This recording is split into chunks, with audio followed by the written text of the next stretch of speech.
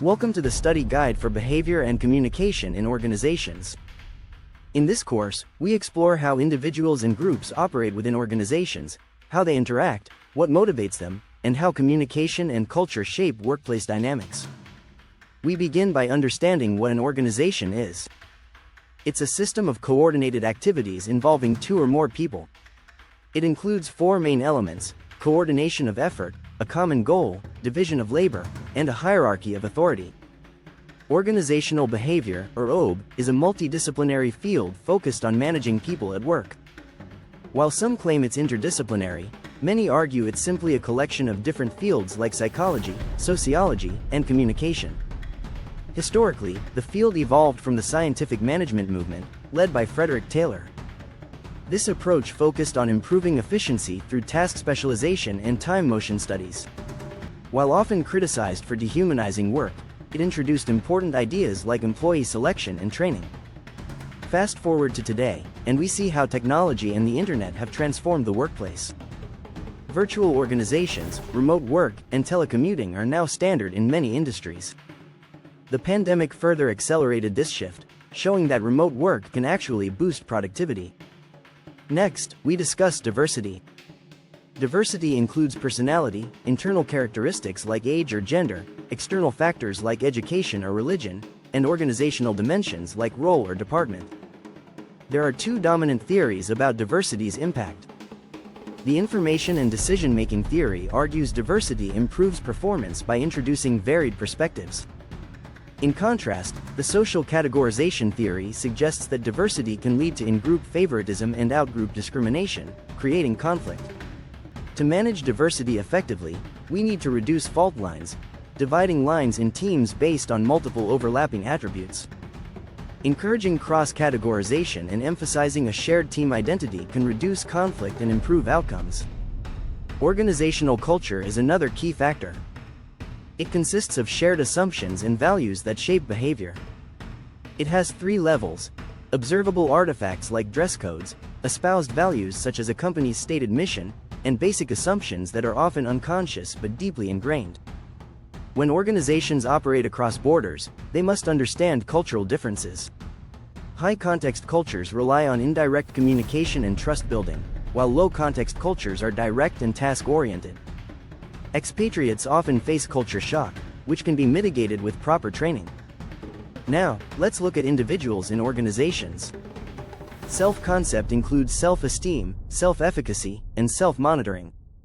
Self-efficacy, or belief in one's ability to succeed, is crucial for motivation. It's influenced by past success, observing others, encouragement, and emotional state. High self-efficacy leads to better performance. Organizational identification occurs when employees see the organization as part of their identity. This strengthens effective commitment, when employees want to stay because they care, as opposed to feeling obligated or staying for lack of alternatives. High identification leads to positive behaviors like organizational citizenship and reduced counterproductive behaviors. Justice is a major driver of employee behavior. Distributive justice relates to fair outcomes, procedural justice to fair processes, and interactional justice to respectful treatment. Injustice often leads to negative behaviors like withdrawal or theft, as seen in Greenberg's famous study on salary cuts and employee theft. Motivation theories help explain workplace behavior. Positive and negative KIDA, kick in the ass, are based on external rewards and punishments. Skinner's operant conditioning reinforces behaviors through outcomes. But real motivation often stems from internal needs, as described by Maslow's hierarchy, Alderfer's ERG theory, McClelland's needs, and Herzberg's motivator hygiene theory. Process theories, like Vroom's expectancy theory, suggest motivation depends on belief in effort-performance relationships and the value of rewards. Goal-setting theory shows that specific, challenging goals, combined with feedback, improve performance. Job design, through rotation, enlargement, and enrichment, can increase motivation by adding variety, responsibility, and meaning. When we shift focus to groups, we explore how teams form, function, and sometimes fail. A group becomes a team when members share responsibility for achieving common goals. Teams go through stages: forming, storming, norming, performing, and adjourning. But threats like conformity, Groupthink, social inhibition, and social loafing can derail performance. Groupthink occurs when the desire for harmony overrides critical thinking.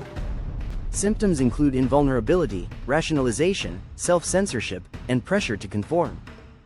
To avoid groupthink, encourage dissent, invite external opinions, and assign a devil's advocate. Social loafing happens when individuals exert less effort in a group. This is due to coordination issues and reduced accountability. Solutions include making individual contributions visible, increasing task significance, and strengthening group cohesion and identity. Cyberloafing, using company time for personal internet use, is a modern form of this problem. Effective teams require cooperation, trust, and cohesion. Social dilemmas arise when individual interests conflict with group goals. The prisoner's dilemma illustrates how rational choices for individuals can lead to worse outcomes for the group. Social value orientation explains individual differences in cooperation. Cooperatives value others' outcomes, while individualists and competitors prioritize their own. Reward structures also matter. Competitive rewards may increase speed, but cooperative rewards enhance accuracy and cohesion. Biersma et al.'s research shows that the impact of reward structures depends on team composition. Extroverted and agreeable teams perform better under cooperative conditions, while less social teams may respond better to competition. Finally, we examine organizational change. It's driven by internal and external forces and often fails due to poor planning or resistance. Lewin's model emphasizes unfreezing current behavior, changing it, and refreezing new habits. Organizational development focuses on diagnosing problems, implementing interventions, evaluating outcomes, and learning from feedback. During the pandemic, people with non-essential jobs felt less connected and more insecure. Identifying with the organization helps buffer these effects. Maintaining a sense of purpose and belonging is critical during times of change. That wraps up our study guide on behavior and communication in organizations. Use these insights to understand workplace behavior, lead effectively, and create a more inclusive, motivated, and high-performing organization. Would you like this exported as a downloadable text file for easier pasting into Pictory? You said. Does this cover everything in the PDF? ChatGPT said. The script I provided covers the major topics and core ideas from your 79-page Exam Bundle BCO PDF, including Introduction to Organizational Behavior, OB, Historical Foundations, Scientific Management, Taylorism, Diversity and its Theories, Information, Decision-Making versus Social Categorization, Organizational Culture, Artifacts, Values, Assumptions, Cross-Cultural Aspects, High versus Low Context Cultures, Expatriates, Individual-Level Concepts, Self-Concept, Self-Esteem, Self-Efficacy, Self-Monitoring, Organizational Identification and Commitment, Justice, Equity Theory, and Workplace Behavior. Motivation, Kita, Skinner, Maslow, Herzberg, Vroom, Goal Setting, Group Behavior and Dynamics, Group Stages, Conformity, Groupthink, Social Loafing, Teams, Cooperation versus Competition, Biersma et al. Study Social Dilemmas and Social Value Orientation. Organizational Change. Lewin's Model, Resistance to Change, Personas, OD, COVID Lockdown Effects on Organizational Identification and Meaning. However, the script condenses and simplifies some sections for flow and clarity, so, detailed examples, study findings, and charts, like the Biersma experiment graphs, are summarized, not described in full. Exact textbook references, page numbers, and names like Kreitner and Kanicki or Choi and Kim are mostly omitted and less essential. Some repetitive or very niche academic citations are not included unless they had unique insight. If you want 100% coverage word for word or topic by topic, I can extend the script to include additional specifics or split it into parts for a more exhaustive video guide. Would you like me to expand the script further or add more detailed subtopics from later chapters? You said. Yeah, do that. Split into, let's say, 15 minutes video scripts and however many chapters you can fit in 15 minutes until the topic finishes. ChatGPT said. Update memory? Wants the Exam Bundle BCO script to be split into. Yes, number perfect. I'll now break the full exam content into a series of 15-minute video scripts. Each script will flow naturally, include the key theories, definitions, and examples, and aim to fully cover the content. Here's Part 1, Video 1. covering the introduction, organizational behavior, historical background, diversity, and organizational culture. SCRIPT. PART 1, 15 minutes. Welcome to part 1 of your study guide on behavior and communication in organizations. Let's begin with the basics. What exactly is an organization? An organization is a system of consciously coordinated activities or forces of two or more people. But more than that, organizations operate based on 4 main pillars: coordination of effort, a common goal, division of labor, and a hierarchy of authority.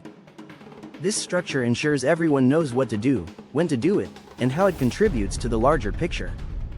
This course focuses on 2 major aspects: behavior and communication within organizations. The field that studies this is called organizational behavior, or OB for short.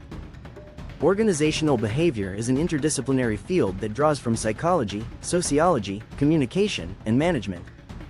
But some argue it's not truly interdisciplinary; it doesn't fully integrate these fields. Instead, it's more of a multidisciplinary patchwork. Still, it aims to understand and manage people at work more effectively. Now, let's take a brief historical tour. One major influence on modern OB is the scientific management movement, pioneered by Frederick Taylor in the early 20th century. His approach, often called Taylorism, focused on maximizing efficiency. Workers were selected scientifically and trained to perform tasks in the most optimized way. While critics argue it dehumanized labor, it did bring about job standardization, time motion studies, and basic HR practices. Then came the human relations movement. Think of McGregor's Theory X and Theory Y, 2 opposing views of human nature. Theory X assumes people dislike work and need to be controlled, while Theory Y assumes people are self-motivated and thrive on responsibility. Fast forward to today, and the internet has revolutionized how organizations operate. We now have virtual organizations, remote work, and telecommuting. During the COVID-19 pandemic, this became the norm. In fact, studies show that remote work not only increases productivity but also reduces environmental impact and may reshape urban infrastructure. Let's now turn to diversity, one of the most relevant topics in modern organizations. Diversity refers to the multitude of differences and similarities among people. It includes 4 layers: personality, internal dimensions like age, gender, and race; external dimensions such as location, education, and religion; organizational dimensions like work location, seniority, or department. But is diversity always beneficial? 2 main theories attempt to answer this. The information decision-making theory argues that diverse teams are better at problem-solving because they bring a wider range of perspectives. This leads to more innovative ideas and better decisions. On the flip side, the social categorization theory suggests that diversity can be harmful. When people differ, they tend to categorize each other as us versus them. This leads to in-group favoritism, out-group bias, and conflict. A famous experiment, the minimal group paradigm, showed that even arbitrary groupings cause people to favor their own group. So which theory is right? The answer depends on the context. Diversity can be a strength or a weakness based on how salient the group divisions, called fault lines, are. A team divided clearly by gender or ethnicity might face more conflict. But if teams are mixed and fault lines are blurred, the benefits of diverse thinking are more likely to emerge. One way to manage this is through cross-categorization, building shared identities that cut across those dividing lines. Emphasizing a common goal, identity, or team purpose can reduce bias and build unity. Let's now talk about organizational culture. Culture is often described as the way we do things around here. More formally, it's the set of shared assumptions that guide behavior. It influences everything from how people interact to how decisions are made. Culture has 3 layers: observable artifacts, like dress codes, office design, rituals, and jargon; espoused values, the explicitly stated norms and values of an organization; basic assumptions, the deep, unconscious beliefs that truly drive behavior. For example, a company might claim innovation as a value. That's an espoused value. But the real test is whether risk-taking and creativity are rewarded or punished. That reveals the basic assumptions. Culture is passed on through socialization, how newcomers learn the ropes. And yes, organizational culture is shaped by the broader societal culture people bring with them. This brings us to a key cross-cultural concept: high-context versus low-context cultures. In low-context cultures like the Netherlands or Germany, communication is direct, clear, and task-focused. In high-context cultures like Japan or China, communication relies heavily on context, nonverbal cues, and building trust before discussing tasks. Expatriates, employees working abroad, often face culture shock. This is the anxiety and confusion caused by unfamiliar customs and norms. Around 10 to 20% of US managers sent abroad return early because of this. The solution? Cross-cultural training and language support. That wraps up part 1. In the next video, we'll explore how individual identity, attitudes, and motivation influence behavior in organizations, along with self-concept, social identity theory, and how commitment is formed. Stay tuned for part 2.